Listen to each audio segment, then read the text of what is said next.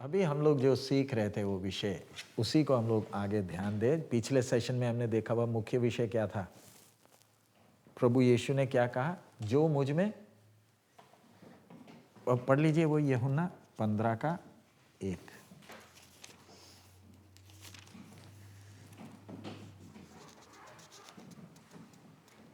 यूहन्ना 15:1 एक और बार पढ़ लीजिए।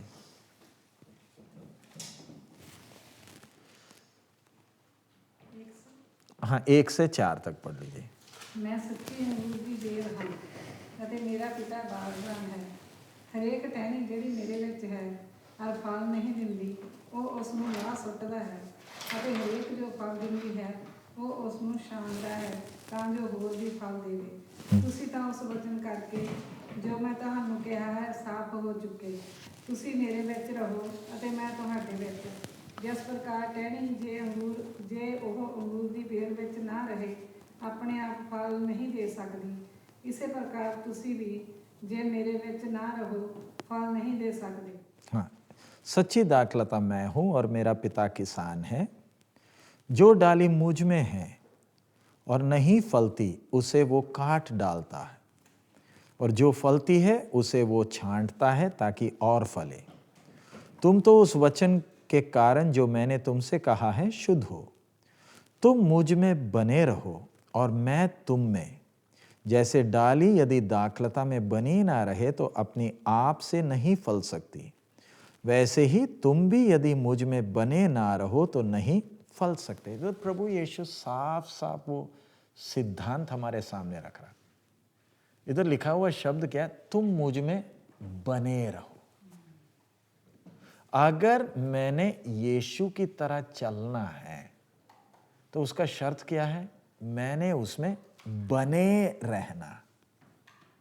जैसे हमने देखा ना, संबंध मुझे है लेकिन मुझे उसके साथ क्या नहीं है? संगति नहीं।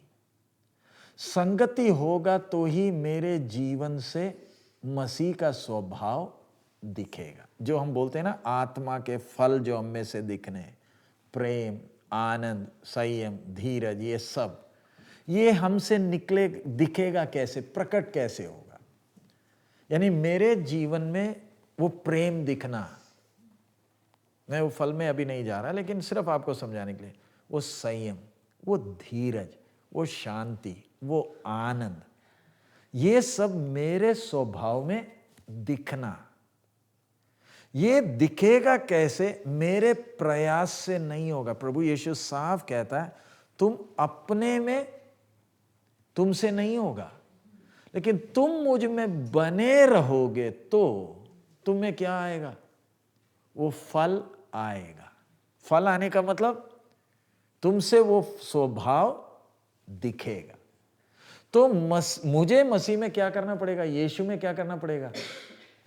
बने रहना। अब हमने तो सुन लिया बने रहना, लेकिन अब इसको आप अपने प्रैक्टिकल जीवन में कैसे लाएंगे? बने रहने का मतलब क्या है? आप बताइए। अभी हमने हमारा विषय, जैसे यीशु चला मैंने चलना। जैसे मसीह यीशु का स्वभाव था, स्वभाव होगा तभी हम क्या कर पाएंगे? चल पाएंगे। जैसे मसीह यीशु का स्वभाव था, मेरा स्वभाव होना। तो मेरे जीवन, मैंने यीशु के पद चिन्ह में चलना है। लोगों ने मुझ में यीशु को देखना है। मुसीबत तो सारा इधर ही है।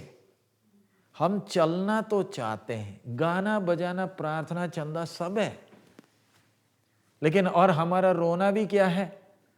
चलना तो चाहते लेकिन चल नहीं पा रहे। तो ऐसा क्यों हो रहा है? प्रभु यीशु साफ साफ उसके लिए हमारे सामने बोला, तुम मुझ में बने रहना। तो इतना मुश्किल काम नहीं, ये ऑटोमेटिक है, क्योंकि फल लाना डाली का अकेला काम, डाली से अपने आप फल नहीं निकलेगा। हमारा सौभाग्य, हम यीशु के साथ जुड़े हैं। जैसे डाली अंगूर से जुड़ी है, वैसे मैं किसके साथ हूं? यीशु के साथ मैं जुड़ा। मतलब मैंने अपना जीवन प्रभु को दिया। प्रभु यीशु परमेश्वर आज किधर है? इसलिए ना प्रभु यीशु कहता है मैं तुम्हारा, तुम मेरे मंदिर हो।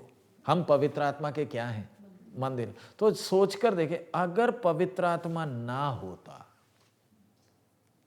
हम तो सिर्फ रीति रिवाज ही करते रह जाते और तो कुछ हमसे नहीं होता। और देखिए ना, दुनिया के लोग, उनके पास परमेश्वर का आत्मा का सहायता नहीं है तो भी वो कितनी रीति रिवाज भक्ति से करते हैं। मुझे अभी भी याद है, हम जब उधमपुर में रहते थे, ठंड का इलाका, बहुत ठंडी होती थी, बर्फ नहीं गिरता तो भी ठंडी बहुत थी। उधर बुजुर्ग लोग सुबह 4 बजे नहाने जाते थे। उनका दिन शुरू कैसे होता है? ठंडे पानी में नहाना। हम तो इधर गर्म पानी में ना नहाते हैं। आज भी कितने लोग हैं जो ठंडी के जगह में किस में नहाते हैं? ठंडे पानी में। वो कैसे नहा लेते हैं? एक डिसिप्लिन डाल रखा है कि हमने किस में नहाना? ठंडे पानी में। और वो बराबर आज, यानी उनके जीवन को आप देख लो तो उन्होंने डिसिप्लिन डाल रखा। तो लेकिन उनका किसके साथ संबंध नहीं? उनके जीवन में क्रम है, रीति रिवाज करते हैं, लेकिन उनके स्वभाव में कोई फर्क नहीं। क्या कर रहे हैं वो? बराबर भक्ति से रीति रिवाज करते हैं। इधर परमेश्वर का आत्मा मेरे साथ क्यों है? मैंने रीति रिवाज नहीं करना, लेकिन मेरे में क्या आना है? स्वभाव में फर्क आना। और कौन सा फर्क? मेरे स्वभाव से, मेरा स्वभाव कैसे होना? समझ में आया? बार कितना ऊंचा है, समझ में आया? मैंने अपनी आदत नहीं दिखानी है, मेरे में से यीशु का आदत दिखना। मेरे परिवार ने देखना है, मेरे रिश्तेदारों ने देखना है, मेरे शहर में जो लोग रहते हैं, जिनके साथ मेरा उठना बैठना है, उन्होंने किसको देखना? यीशु को। अब जैसे उदाहरण, आप में से कई लोग अकेले विश्वास में आए। क्या आपके घर वालों को विश्वास में लाना मुश्किल है परमेश्वर को? हाँ जी? आपके ससुर को, अपने सास को या किसी को विश्वास में लाना मुश्किल है। लेकिन ये सास और ससुर या पति या पत्नी ये विश्वास में आएंगे कैसे? मुझे देखकर। मैं उनके लिए प्रार्थना करता हूं, उससे काम नहीं चलेगा। मेरे प्रार्थना के जीवन से मेरे जीवन में फर्क दिखना। मैं प्रार्थना क्या कर रहा हूं? प्रभु तू उनको बदल, ना बदलना मुझे है। मेरी सोच क्या है? किसने बदलना? वो बदल जाए। मेरे रिश्तेदार अभी तक विश्वास में नहीं आए, कहीं मैं उनके लिए ठोकर का कारण तो नहीं? कैसे ठोकर का कारण? जैसे मैंने चलना है, क्या मैं चल रहा हूं? समझ में आ रहा है? उदाहरण, प्रभु यीशु क्रूस में जब लटका है, वो चोर को कैसे मालूम चला कि ये चोर नहीं?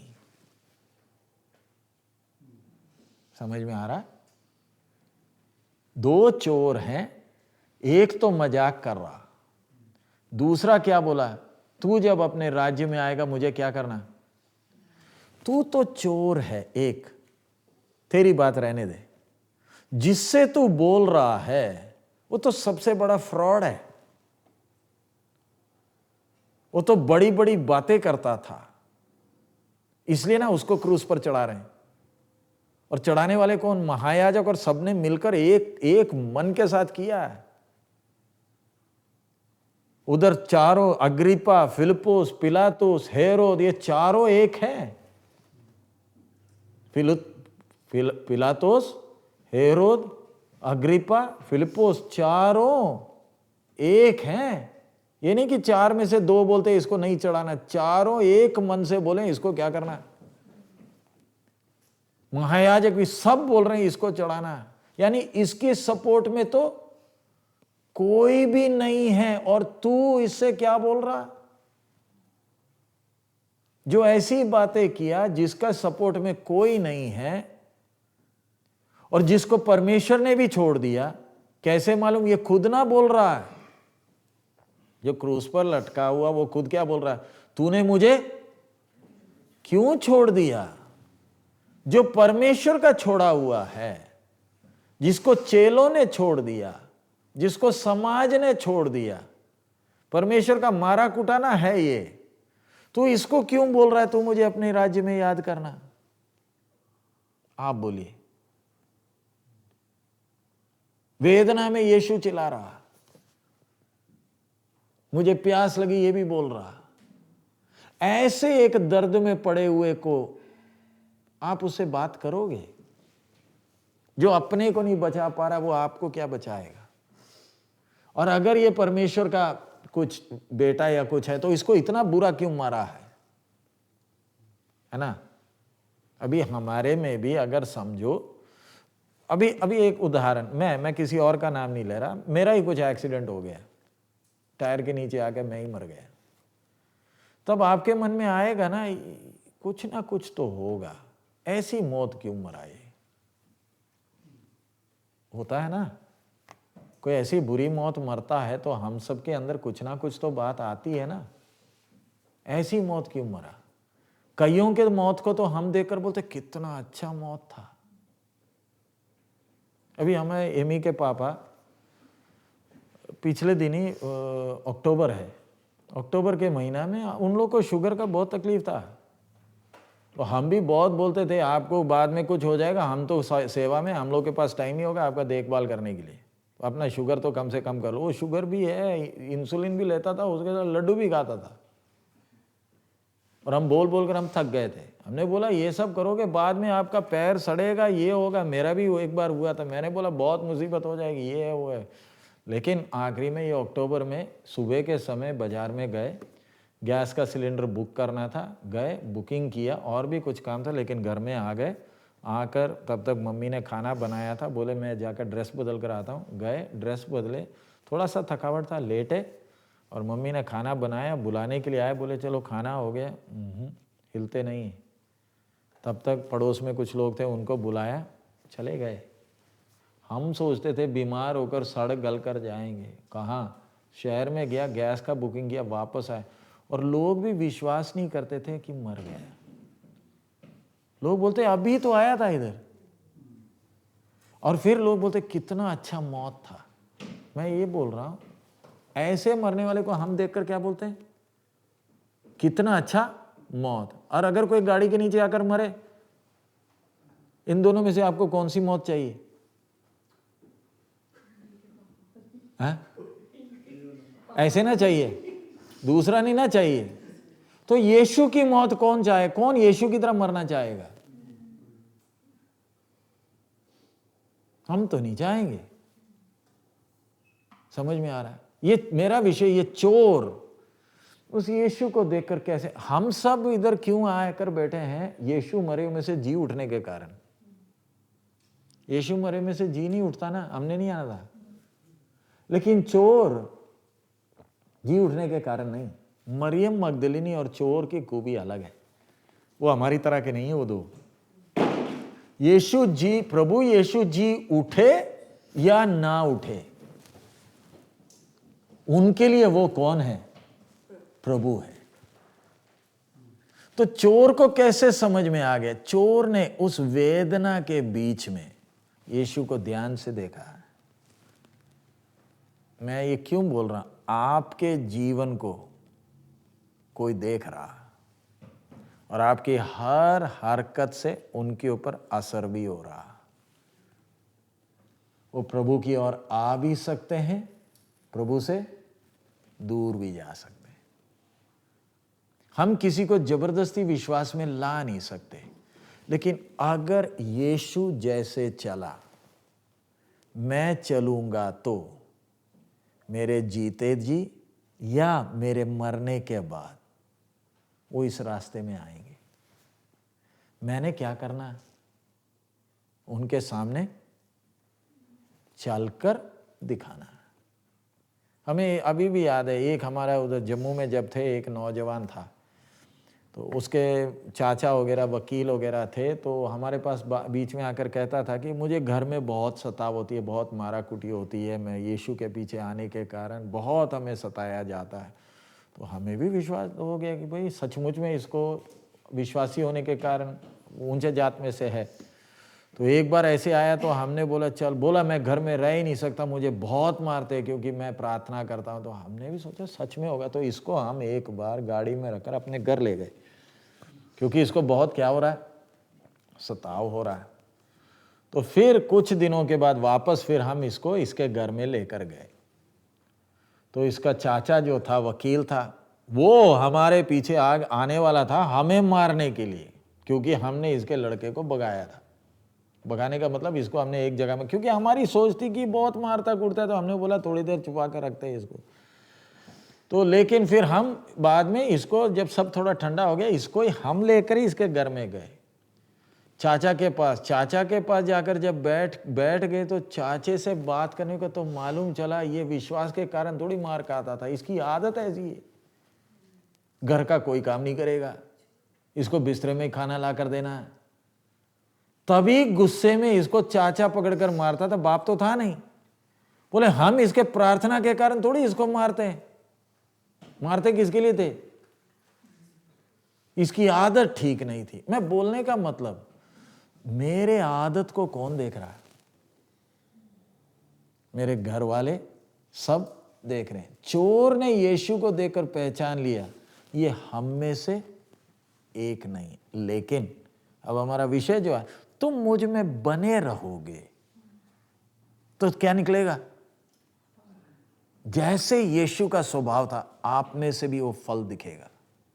उसमें आपने कुछ करना नहीं है, बस आपने क्या करना है? संबंध नहीं, संगति करनी। आपका यीशु के साथ संगति होगा तो बाकी सारा कुछ कैसे? प्रभु खुद ही करेगा। आपके बच्चे आज विश्वास में नहीं, टेंशन ना लो। आपने एक किस चीज का ध्यान रखना? मैंने प्रभु के साथ का वो संगति का क्या लेना? आनंद लेना। और वो संगति कैसे हो पाएगी? मैं और प्रभु अकेले बैठकर क्या करते हैं? बात करते हैं। हमारा प्रार्थना ज्यादा किसके लिए होता है? दूसरों के लिए। हम आपस में अपना बात नहीं कर रहे। हम ज्यादातर प्रार्थना में क्या कर रहे होते हैं? अपनी समस्या बता रहे होते हैं। प्रभु मेरे ये भी विश्वास में आ जाए। ठीक है, वो प्रार्थना जायज है, लेकिन उससे भी ज्यादा गंभीर है, प्रभु मेरी कमी मुझे बता।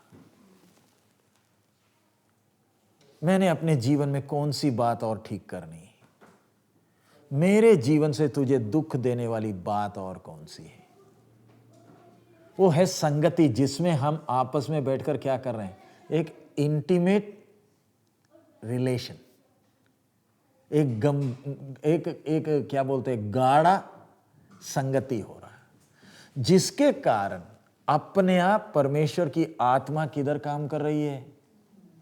तभी ना हमें वो संगति करने के लिए अन्य भाषा दिया। पवित्र आत्मा में हम जो अन्य भाषा बोलते हैं वो असली में अपने प्रभु के साथ का नजदीक का क्या है, समझ में आ रहा? इसलिए जब अन्य भाषा में हम बोलते हैं तब हमारी आत्मिक उन्नति हो रही होती है। समझ में आ रहा है आपको? हम सब बातें अपनी भाषा में बोल नहीं सकते हैं, इसलिए परमेश्वर ने हमें कौन सा भाषा दिया? अन्य भाषा दिया, जिसमें मेरी आत्मा परमेश्वर के साथ क्या कर रही है? नजदीकी संगति कर रही है। और तब आप थक नहीं रहे, तब आप आनंद से और भी बोलते जा रहे। आपको समझ में नहीं आ रहा, बट आपको मालूम है एक सुन रहा।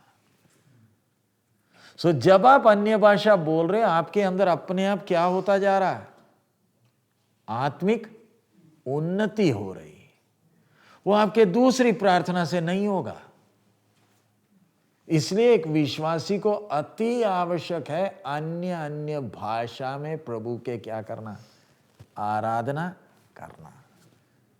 और ये आपके दैनिक जीवन की जरूरत है। संडे के दिन नहीं, प्रतिदिन। मैं प्रभु से कौन सी भाषा में बोल रहा हूं? इसलिए ना प्रभु यीशु ने कहा मांगो तो ये ऐसे नहीं मिलेगा, ये सबके लिए है, लेकिन उसके लिए है जो इसकी कीमत को समझकर क्या करता है, मांगता है, मुझे चाहिए। अभी आप प्रार्थना में आकर बैठे, मैं ठीक है, मैं प्रार्थना लीड कर रहा हूं, लेकिन मैं थोड़ी जबरदस्ती आपसे प्रार्थना करवा सकता हूं। मैं तो आपको इतना बोल सकता हूं, मुंह खोलकर प्रार्थना करें। असली में वो भी नहीं बोलना चाहिए, वो तो आपने ना खुद मुंह खोलना है। लेकिन हमारी प्रार्थना सुनने से तो ऐसे लगता है कि सब चुप बैठे हैं, मुंह ही नहीं खोल रहा।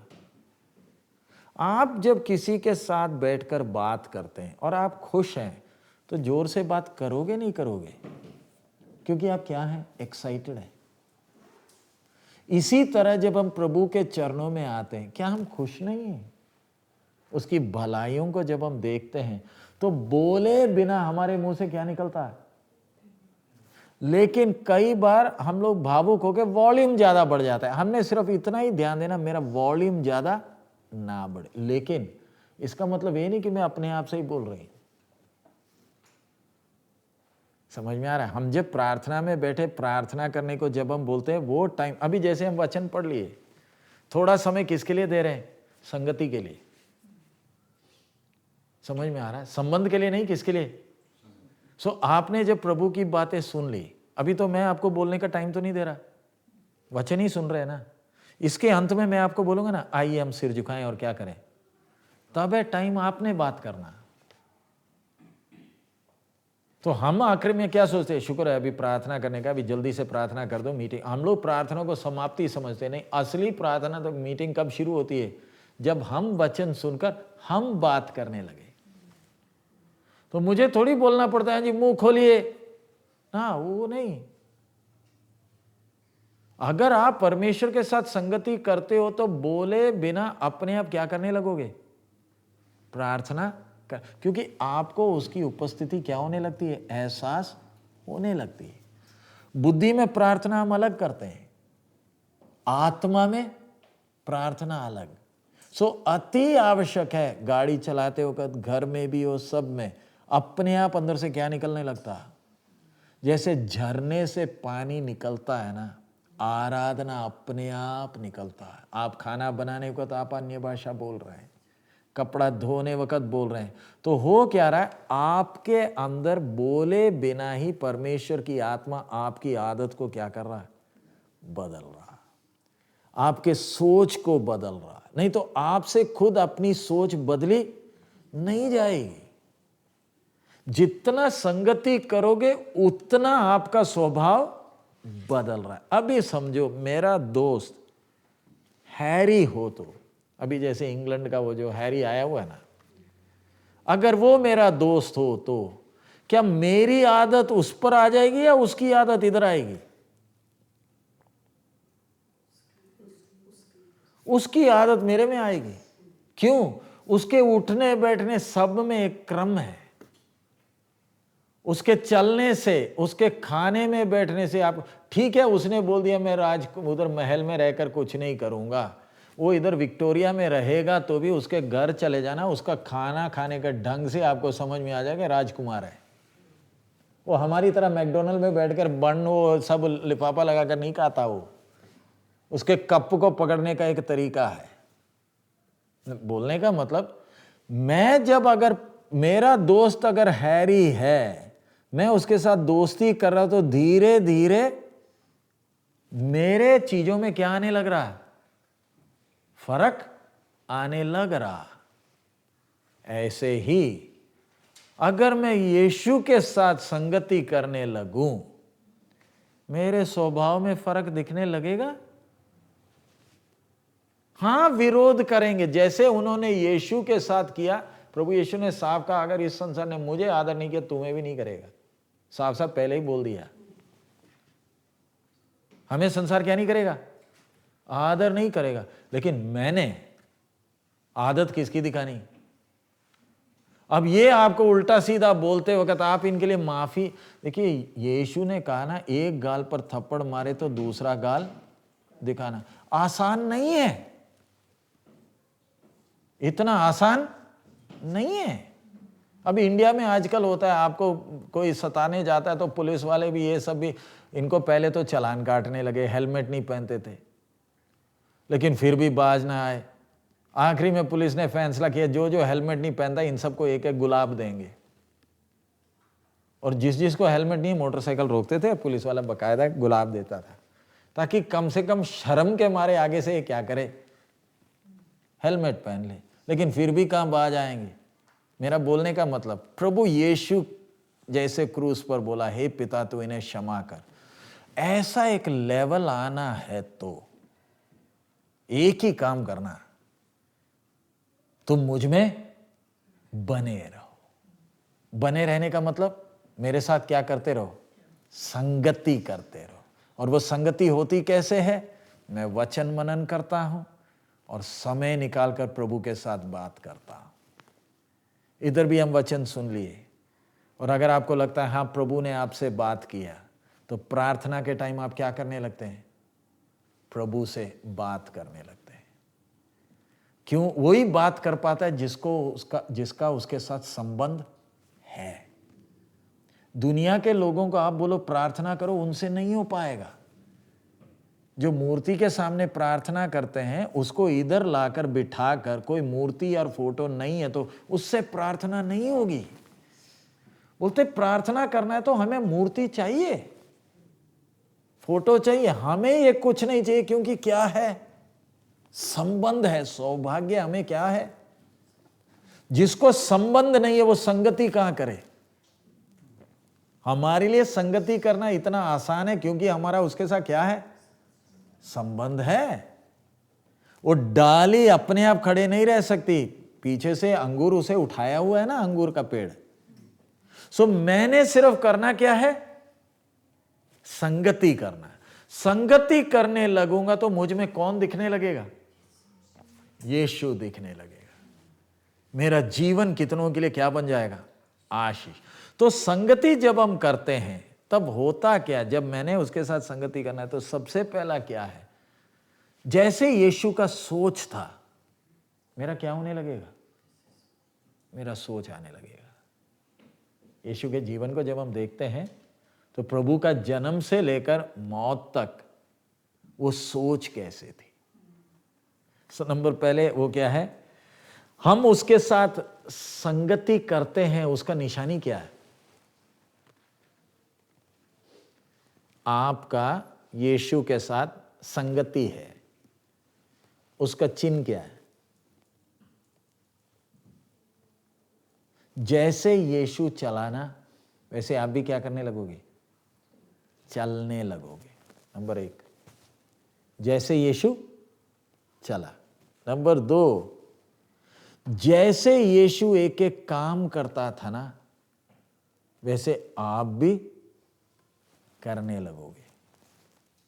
प्रभु यीशु के जीवन को आप देखें, अगर आप उसके साथ संगति करते हो तो नंबर 1, जैसे यीशु चला आप क्या करने लगोगे, चलने लगोगे। नंबर 2, जैसे यीशु काम करता था आप भी क्या करने लगोगे, आपके द्वारा भी वो काम होने लगेगा, यीशु से बढ़कर होने लगेगा। प्रभु यीशु ने कहा जो मैंने किया उससे तुम।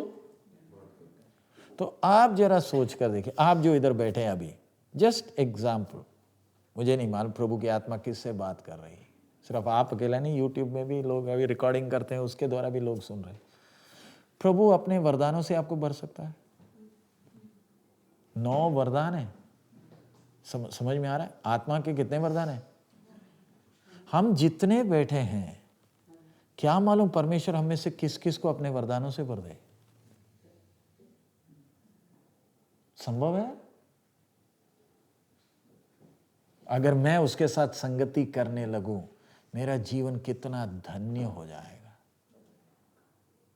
आप किसी बीमार के घर गए, उसको कैंसर है, मरने वाला है, डॉक्टर ने छोड़ दिया, और आप बोलते हैं चलिए हम प्रार्थना करेंगे। आपने प्रार्थना की और वो कैंसर क्या हो गया। संभव है। सोच कर देखे, ये संगति करने लगूंगा तो जो काम यीशु किया उससे ज्यादा आपके द्वारा होगा। उदाहरण, चेले लोग प्रभु यीशु जाने के बाद, एक अंधा बैठा था ना मंदिर के पास, पौलुस वगैरह, पौलुस सिलास वगैरह क्या बोले, हमारे पास देने के लिए तो उठ चल। क्या आपके द्वारा हो सकता? वो पोटेंशियल आपको समझ में आ रहा? वो तभी हो पाएगा अगर मैं उसके साथ क्या करूं। तीसरी बात, जैसे प्रभु यीशु के जीवन को जब आप देख लेना, तो प्रभु का पूरा जीवन देखे तो कुछ सिद्धांत थे। मैं मनुष्य यीशु का बात बोल रहा हूं। प्रभु यीशु ने अपने चेलों को बोला था ना, मेरे पीछे हो लो, है ना। वो सुबह आते थे, शाम को घर चले जाते थे। आपको तो मैं क्लास के लिए बुलाया हूं, प्रभु यीशु के साथ ये 12 हमेशा रहते थे। अपना घर, जाल जूल सब छोड़कर आए थे। इनको अपने साथ क्यों रखा? ताकि ये यीशु को नजदीकी से देखे, वो एक एक काम करता कैसे। इन्होंने यीशु के अजीब काम देखे नजदीकी से, पूरी सेवकाई को नजदीकी से देखा। उठना बैठना, प्रार्थना, रात के समय प्रार्थना में जाता था, वो भी देखा है। गेत्सेमने का प्रार्थना भी देखा। छुरी लेने को बोला था, वो भी इन्होंने देखा। सारा कुछ, माँ आए थे, माँ और भाई बहन आए थे, तब प्रभु यीशु ने क्या बोला, ये जो मेरे वचन सुनते हैं ये मेरे, ये सब देखने के लिए उनको लिया था। अभी समझाने के लिए, अभी इस बार अपना सुरजीत आंटी हमारे उधर मीटिंग में आई, आने के कारण कुछ बातें देखा है ना। बैठकर बोलना और आकर देखने में फर्क है। प्रभु यीशु ये 12 चेलों को किसके लिए साथ लिया? ताकि तुम मेरे साथ चलो और मैं जैसे चलता हूं तुम देखकर तुमने भी ऐसा ही चलना।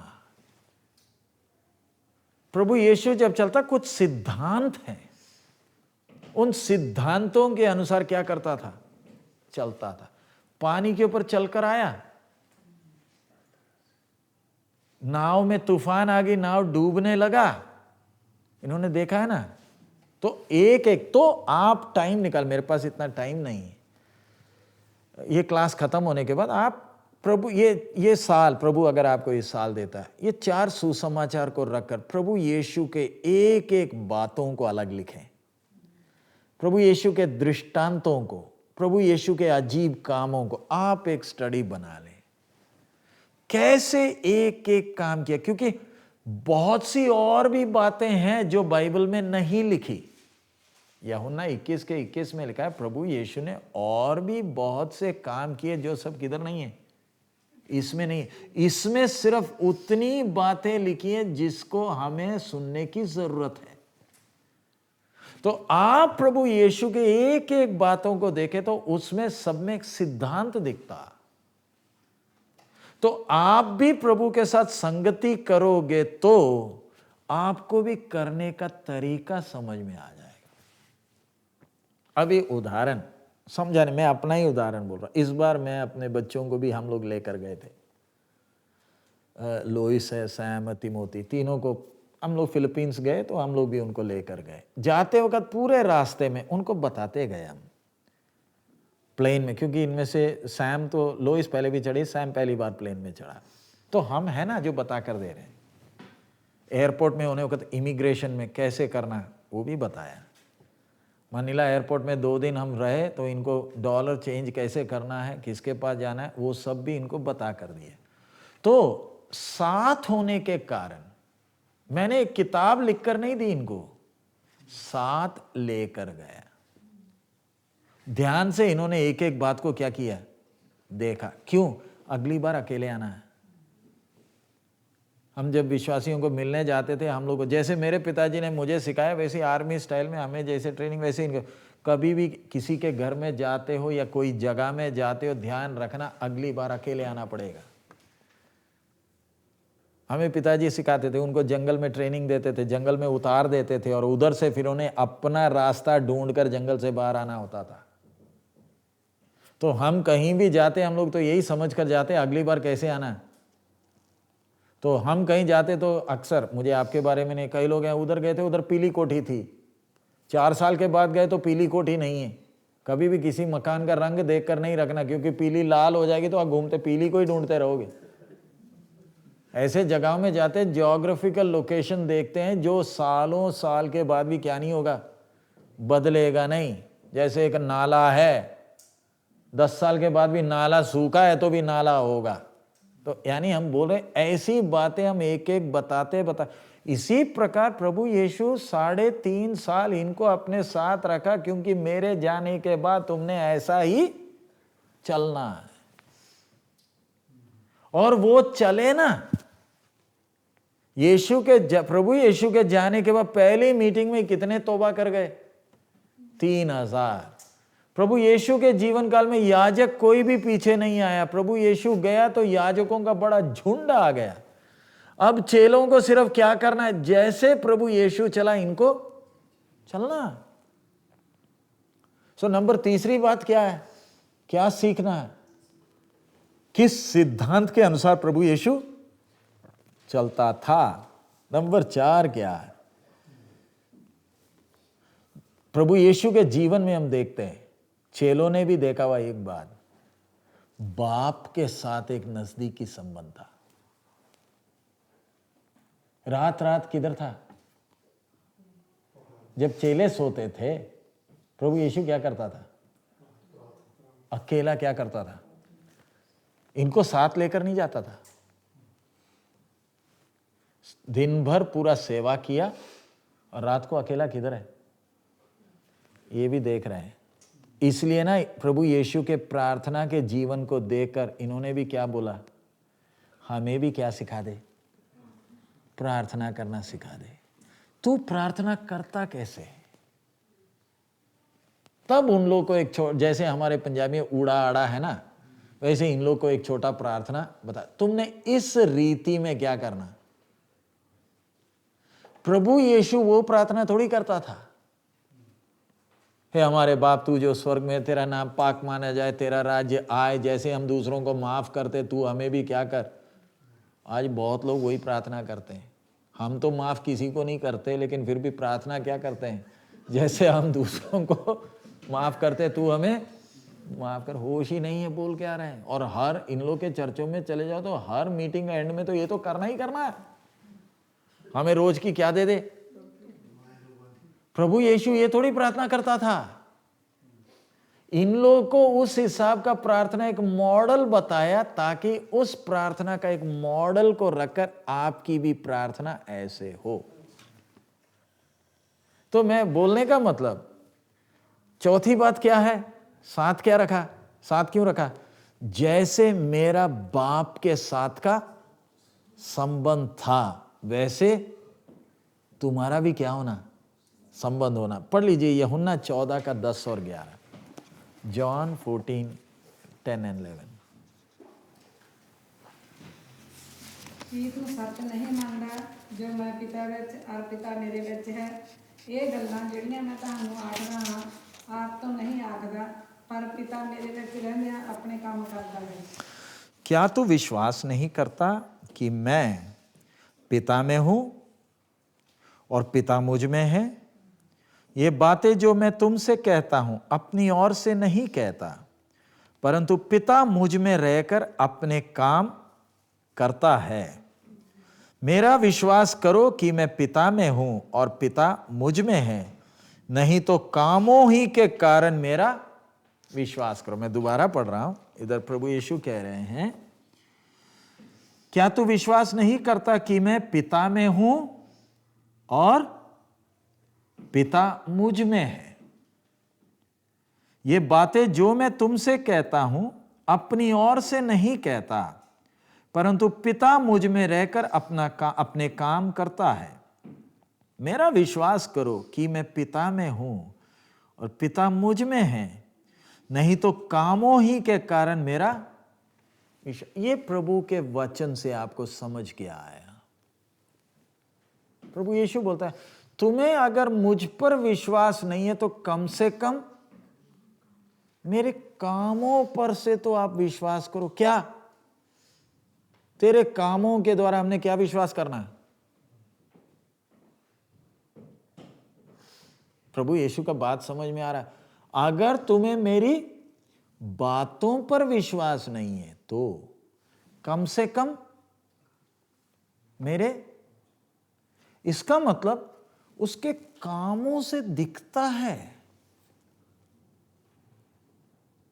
मेरे कामों से क्या मेरा विश्वास दिखता है? प्रभु यीशु बोलने वाला विषय क्या है 10 में?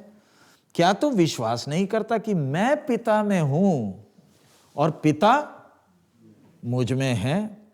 ये बातें जो मैं तुमसे कहता हूं अपनी ओर से नहीं कहता, परंतु पिता मुझ में रहकर अपना काम। ये बातें कैसे कर पा रहा? प्रभु यीशु के जीवन का वो जो ऐसे चलने के पीछे पिता को प्रसन्न करने वाला जीवन प्रभु यीशु बिता कैसे पाया? बाप के साथ क्या था? संबंध नहीं, संगति। संबंध से सिर्फ पत्ते आएंगे, फल आना है तो क्या चाहिए? संगति चाहिए। समझ में आया? संबंध से क्या आएगा? पत्ते आएंगे जो किसी काम के नहीं, लेकिन संगति होगा तो बाप का स्वभाव आप में दिखने लगता। मेरे जीवन के द्वारा यीशु का स्वभाव मेरे बातों में अकेला नहीं, मेरे कामों में दिखना है तो क्या चाहिए? संगति चाहिए। अब इधर एक बात आती है, संगति चाहिए तो कुछ चीजों को त्यागना पड़ेगा। हमें संगति करने से कुछ बातें रोकती हैं। कौन सी बातें? हमें अपना सुख भी चाहिए, मुझे प्रभु भी चाहिए और क्या भी चाहिए? अपना सुख भी चाहिए। मुझे क्या छोड़ना पड़ेगा? मुश्किल है आसान है? कल मैंने वो विषय लिया था ना, प्रभु यीशु रात रात को क्यों प्रार्थना में बिता रहा है? एक एहसास है खुद चल नहीं सकता। हम प्रार्थना क्यों नहीं कर पाते? हमें अंदर लगता है हम खुद चल सकते हैं। ये अंदर कहीं सोच होने के कारण आपको प्रार्थना की जरूरत ही नहीं लगती। समझ में आ रहा है? हम भी प्रार्थना अक्सर कब करते? जब हमारा दिमाग चलता नहीं, कोई मुसीबत आ जाए तो हम सबसे पहले तो क्या करते हैं? प्रार्थना नहीं, अपना दिमाग लगाते हैं। जब हमारा कुछ नहीं चल रहा, जब हमें लगता है ना हमसे नहीं होगा, फिर क्या करते हैं? प्रार्थना करते हैं।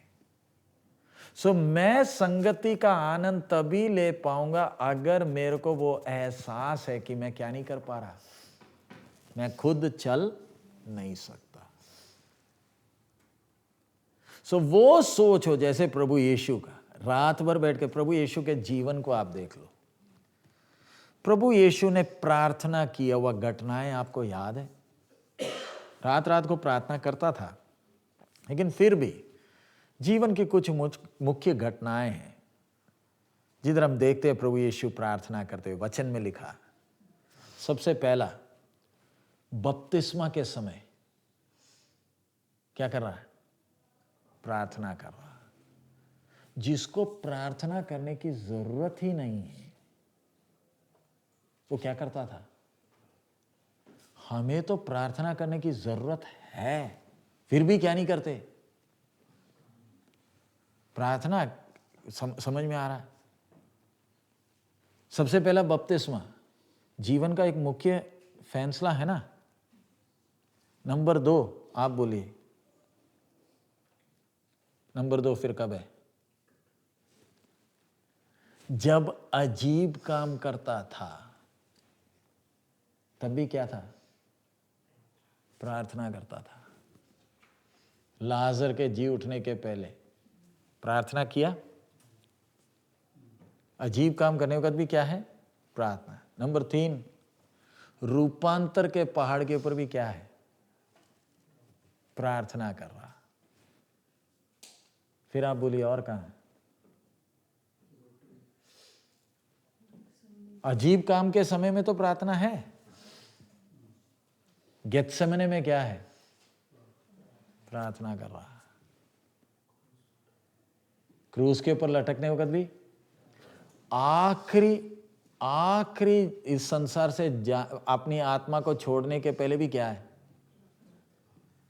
देखिए ना, सेवकाई शुरू होने वक्त भी, परीक्षा के समय जाने वक्त भी प्रार्थना, बपतिस्मा के समय प्रार्थना, परीक्षा के समय प्रार्थना, अजीब काम करते वक्त प्रार्थना, उसके बाद रूपांतर के पहाड़ पर प्रार्थना, गेत्सेमना में प्रार्थना, क्रूस पर भी क्या है?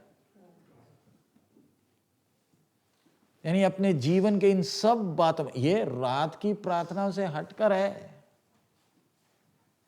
प्रभु की मर्जी कल हम देखेंगे। इन समय में प्रार्थना, सब प्रार्थना एक जैसा नहीं है। जब बपतिस्मा के समय प्रार्थना कर रहा है, एक आवाज सुनाई दे रही है, क्या? जब बाप के साथ संगति करता है, अपने आप स्वर्ग सबूत दे रहा, ये मेरा प्रिय पुत्र है। रूपांतर के पहाड़ में भी अकेले बैठकर क्या कर रहा? जब अकेला प्रार्थना कर रहा है, स्वर्ग से आवाज आ रही है, तुम इसकी बात सुनो। समझ में आ रहा है? संगति करने से स्वर्ग फिर बाकी सब बात देख लेता। बपतिस्मा में अपने जीवन का एक मुख्य फैसला है। बपतिस्मा में मनुष्य के साथ एक हो रहा। चेलों को चुनने वक्त भी प्रार्थना किया। 12 चेलों को चुनने वक्त भी प्रभु यीशु क्या किया? प्रार्थना कर। मैं ये सब बातें किस विषय में बोल रहा हूं? मनुष्य यीशु के विषय में, ईश्वरत्व की बातें नहीं कर रहा मैं। प्रभु यीशु में 2 था ना, संपूर्ण परमेश्वर और संपूर्ण मनुष्य। परमेश्वर की बात तो मैं कर ही नहीं रहा। ये पूरा क्लास कौन से विषय में? इस बार का ये क्लास पूरा मनुष्य यीशु मसीह, जो हमारी तरह ही है। चेलों को चुनने वक्त भी क्या है?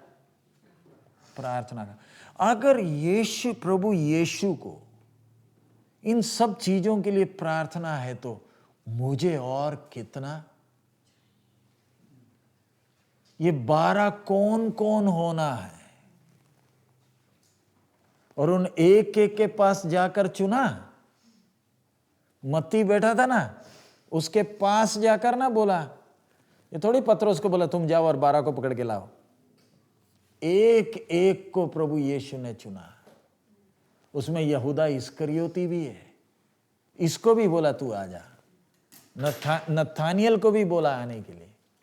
फिलिप्पुस को अलग पकड़ा है, याकूब और यूहन्ना को अलग पकड़ा है। ये जितने 12 बैठे ना, एक एक को अकेले अकेले बुलाया। किसके लिए? तुम मेरे साथ। लेकिन आप एक एक को चुनने के पहले बैठकर क्या किया है? प्रार्थना किया कि कौन होना है। इसमें सब नहीं है, चुने हुए। इसलिए बोलते 12 चुने हुए हैं। तो मेरा विषय 12 नहीं, मेरा विषय उनको चुनने के लिए यीशु क्या कर रहा? प्रार्थना कर रहा। ईश्वरत्व में वो परमेश्वर है, लेकिन उसका ईश्वरत्व मनुष्यत्व में क्या नहीं कर रहा? मदद। सेवकाई में मदद किया पवित्र आत्मा, लेकिन व्यक्तिगत जीवन में क्या नहीं कर रहा कोई। इसलिए क्या कर रहा है? प्रार्थना कर रहा। हम प्रार्थना क्यों नहीं कर पाते? हम संगति क्यों नहीं कर पाते? हमें लगता है हम खुद। ये सोच होने के कारण परमेश्वर बीच बीच में एक डंडा देता। क्यों डंडा दे रहा है? ताकि मुझे एहसास हो जाए कि मैं चल नहीं सकता। अगर आपको जब लगता है ना आप चल नहीं सकते, तब आप क्या करोगे?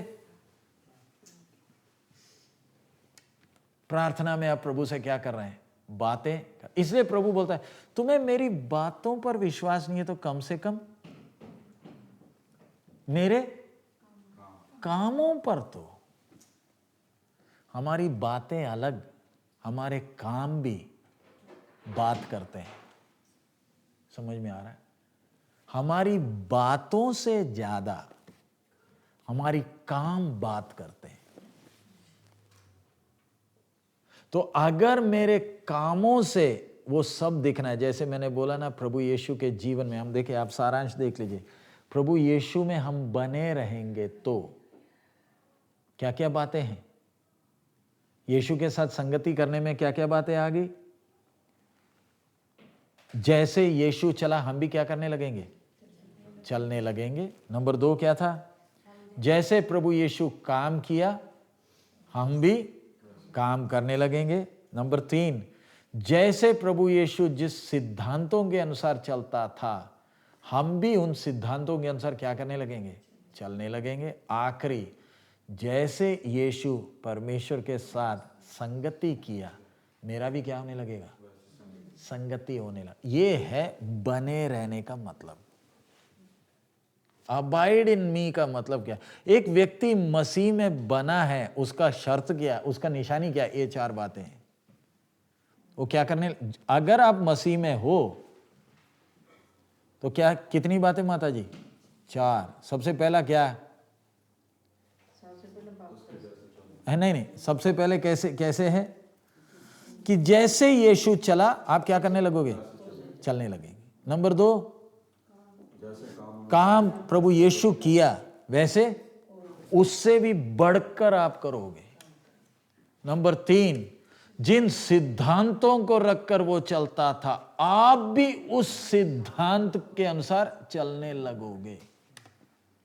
देखिए, चलना है तो हमें क्या चाहिए? सिद्धांत चाहिए। नंबर 4, जैसे वो पिता के साथ क्या किया? संगति किया, वैसे आप भी क्या करने लगोगे। ये 4 बातें जिसमें दिखती है हम बोल सकते हैं ये व्यक्ति पिता परमेश्वर के साथ क्या करता है? बना है। नहीं तो आपको संबंध है, संगति नहीं। ये 4 होगा तो अपने आप। मैं अभी जैसे उदाहरण इसमें सिद्धांत की बात बोल रहा। हम विश्वासी लोग आजकल समाज में एक सबसे बड़ी झंझट क्या है? आप लोगों को देखो, उनके जीवन में कोई सिद्धांत नहीं है। उनके जीवन में क्या नहीं है? कोई प्रिंसिपल्स नहीं है। लेकिन अगर आपके जीवन में सिद्धांत हैं आप बहुतों के लिए आशीष बन सकते हैं। सिद्धांत क्या है? वचन के अनुसार का ये मेरा प्रिंसिपल है, मैं इससे दाएं या बाएं नहीं हटूंगा चाहे कुछ भी हो जाए। मैंने प्रभु के वचन के अनुसार ये मैंने अपने जीवन का क्या रखा है? एक सिद्धांत, वो प्रभु के अनुग्रह से। उदाहरण जैसे अभी हमारा, मैं जब सेवा में निकला मैंने प्रभु के सामने एक फैसला लिया, प्रभु मैं अपनी जरूरत अपने माँ बाप से भी नहीं बताऊंगा। वो मैं सेवा में निकलने का तो वो एक सिद्धांत था। आज तक प्रभु का अनुग्रह है, प्रभु का अनुग्रह, हमारा खूबी नहीं। उसमें खड़े रहने के लिए प्रभु ने क्या किया? मदद किया। अब पिछले दिन मेरे से कुछ भाई लोग, किसी ने कहा आप अपनी बेटी का शादी के लिए, आप तो बोलते हो कि आप भेजोगे नहीं तो लड़के को इधर ही आना है, तो दुनिया को कैसे मालूम चलेगा ऐसा भी समर्पण वाला कोई है? ऐसे आपकी तरह वाले और भी होंगे। तो आप हमारे उधर चर्चेस, ये क्रिश्चियन मैगजीन्स में एडवर्टाइजमेंट आता है मैट्रिमोनियल, बोले आप डाल लो। यूट्यूब इंटरनेट में भी होता है मैट्रिमोनियल्स। आप अपनी बेटी का फोटो और डिटेल्स डाल दो ना, फिर देखो ना समर्पण वाले आएंगे। सोच में तो अच्छा आइडिया है, हम तो और किसी के पास जाते भी नहीं। अच्छा आइडिया है ना? तो लेकिन मैं जब सोचता हूं मेरे सिद्धांत में प्रभु ने मुझे बेटी दिया,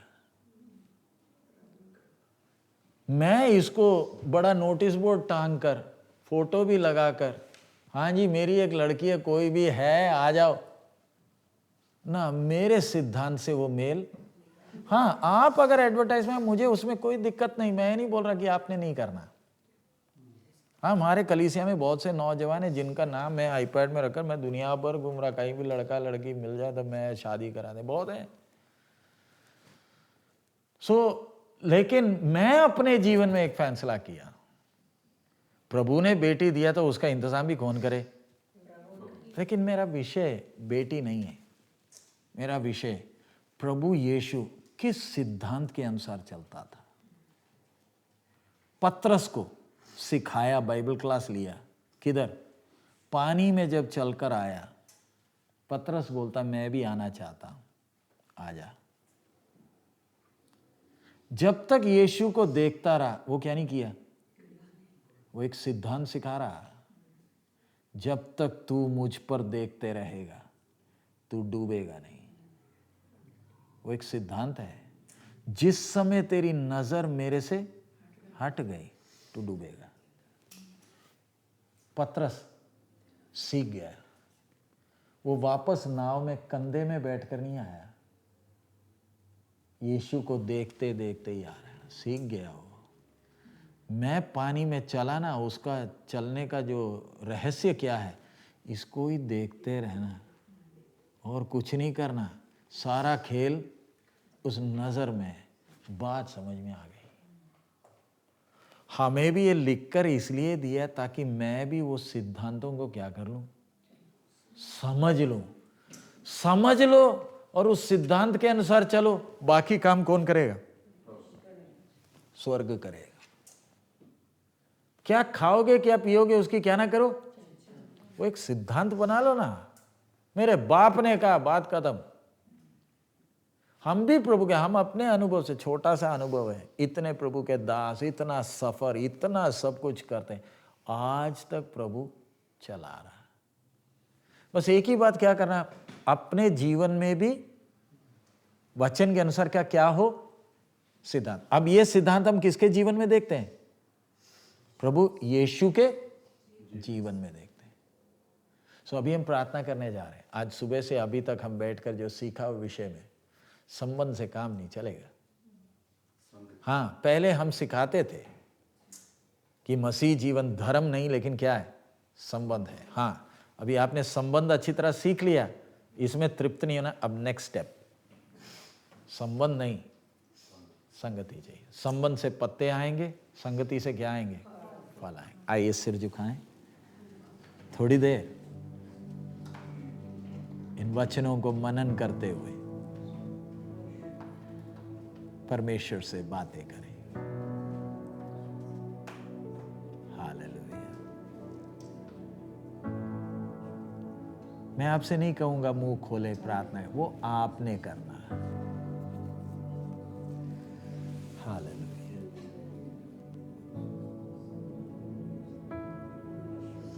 तेरी जय जयकार, हालेलुया, तेरी स्तुति।